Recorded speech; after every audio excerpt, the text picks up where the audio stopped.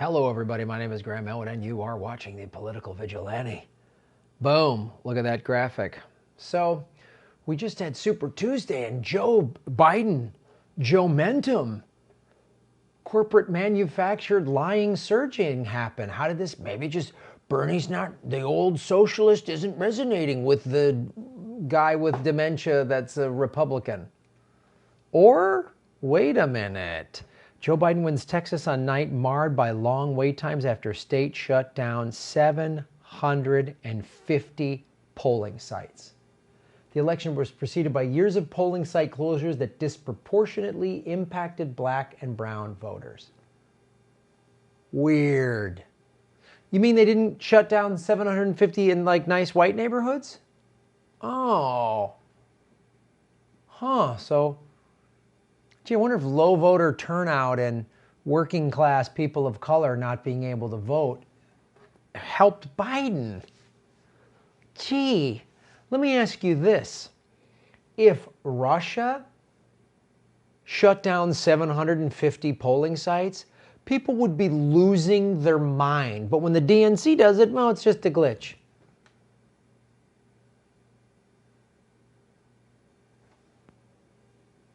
Give me a break.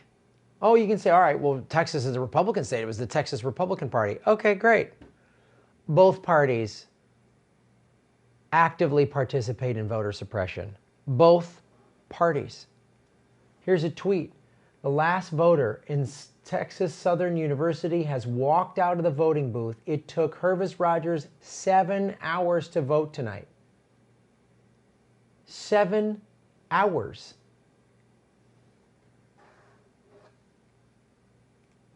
The Texas Civil Rights Project reported that polling locations in Dallas and Bexar counties did not open on time or were open sporadically.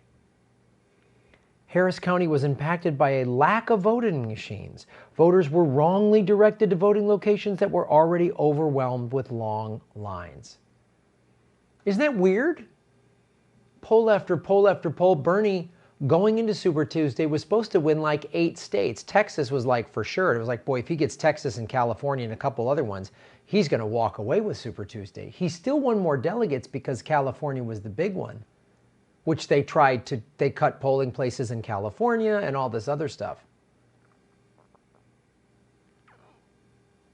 Isn't it weird? And then Biden, boy, you see how they manufacture this fake surge?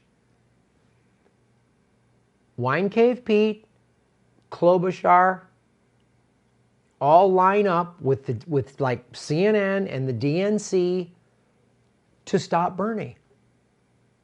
Because if they had a fair election, Bernie would have cleaned up on Super Tuesday. He would have taken 8, maybe 9 states. It would be like, so now everybody's dropping out, right? Warren's now dropped out. Where's she going to go? Klobuchar, Mayor Pete, they all line up. Bloomberg's out, finally. So you know who's going to be left? And I don't know that the DNC thought this through. Who's going to be left on the debate stage?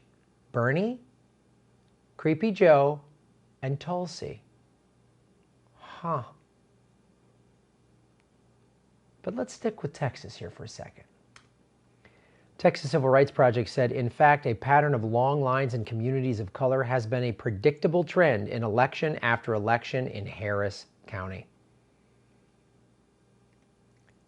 The state closed 750 polling sites since the Supreme Court gutted the Voting Rights Act in 2013, allowing states with a history of voter suppression to make electoral changes without authorization from the federal government.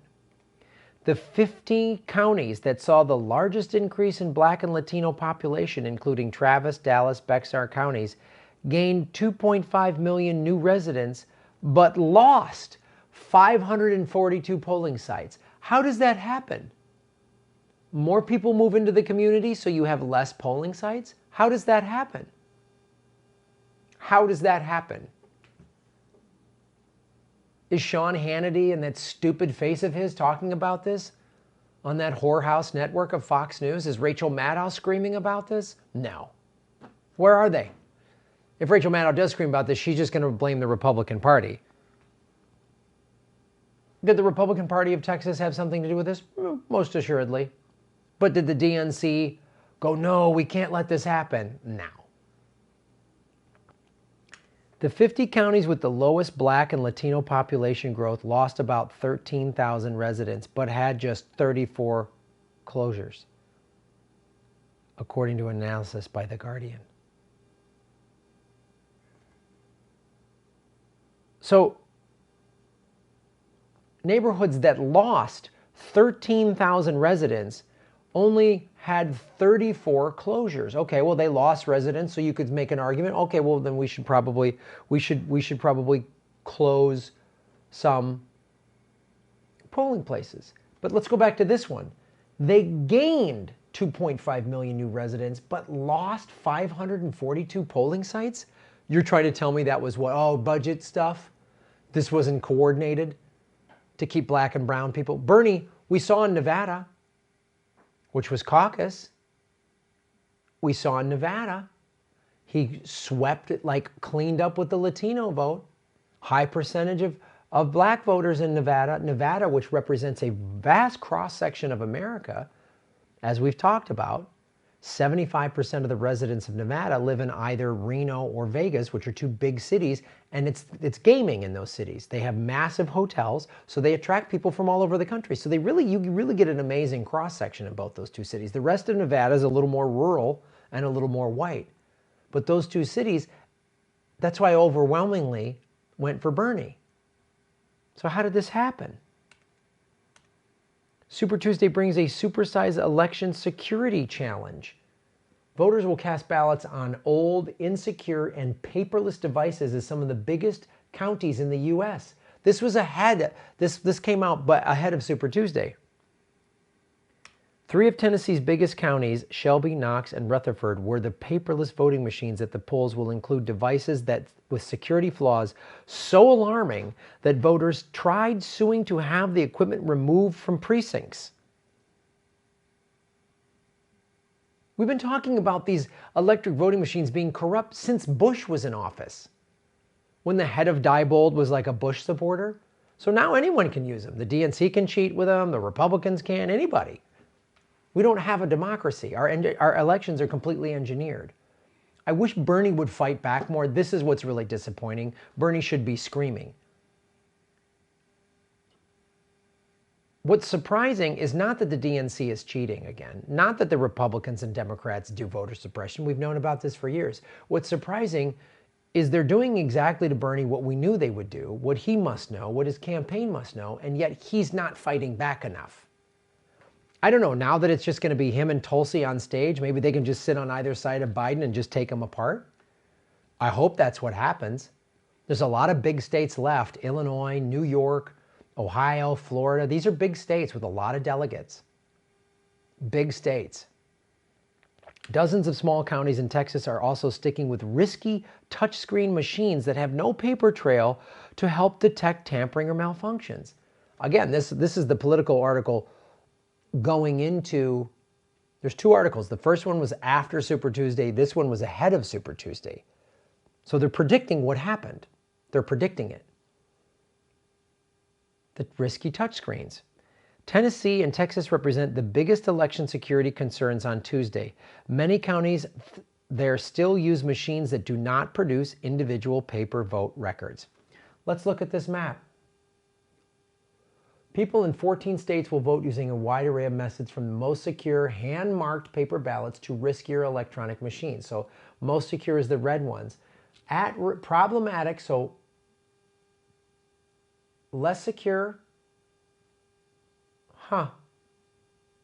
Tennessee, Arkansas, Oklahoma, Texas, Colorado, very secure. Oh, Bernie ran away with that. Utah looks pretty secure. Bernie ran away with that. Wild card, we don't know. California, not looking good. He had such an overwhelming vote that he still won it, even though he probably should have won it by a bigger landslide. Look at this. Isn't that weird? So here's Biden. Look at the Biden areas. All of the states that had risky stuff. Risky, risky, risky, risky. Biden, Biden, Biden, Biden. What if Bernie would have taken Tennessee, Arkansas, Oklahoma, and Texas on top of all of those?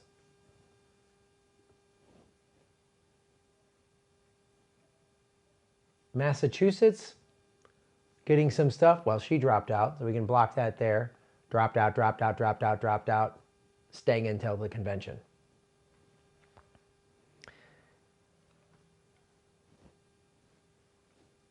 They predicted it. It happened. They predicted it. It happened. The Bernie Sanders campaign needs to get really focused here because you are getting cheated. You are getting cheated.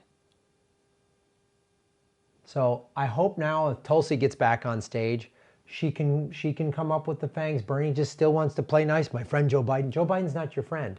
Joe Biden is trying to screw you. As of the recording of this video, we still don't know who Warren is going to endorse. If she should endorse Sanders because she's supposedly supposed to be a progressive, and Bernie and I are so similar. But she stabbed Bernie in the back before. She stabs if she's lies. She stabs people in the back. We can't trust her, right? She accused him of saying women can't be president, which we know is just a blatant lie. There's video going back to 1987 where he's telling young girls, yes, we'd love to have a female president. So, I don't know, Bernie, are you going to fight? Or are you going to just let this happen? Are you going to just let him steal it from you? Or are you going to fight back?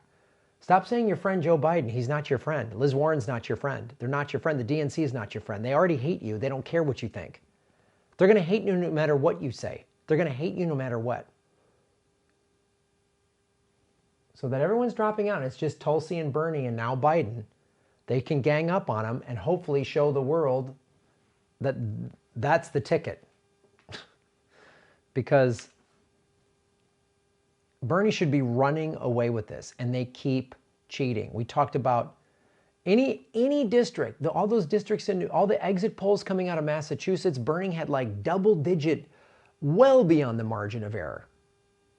And there was problems. Anywhere there's an electric voting machine, anywhere that uses electric voting machines, Bernie doesn't do well. Isn't that weird? Isn't that weird? Like, share, and subscribe, everybody. I'm putting my videos on rockfin.com/Graham Elwood. And of course, you can support me on patreon.com/Graham Elwood. Ron Placone and I are doing Progressive Comedy Tour in Florida, March 12th, Orlando, March 13th, Tampa, March 14th, Miami. Those shows sold out last time. Get your tickets at grahamelwood.com. April 24th, we are doing the Progressive Comedy Tour in Seattle. April 25th, Progressive Comedy Tour comes to Portland. We're going to be taping our comedy specials and recording our albums at the Portland show. It's going to be a very special show, very intimate. We're going to have 3 cameras. It's going to be awesome. That's a very special show. You're going to want to come to that. Go to grahamelwood.com for all of the tour dates. Share these videos, like them, watch the ads all the way through. When you click skip ad, I don't get paid. Thanks for watching.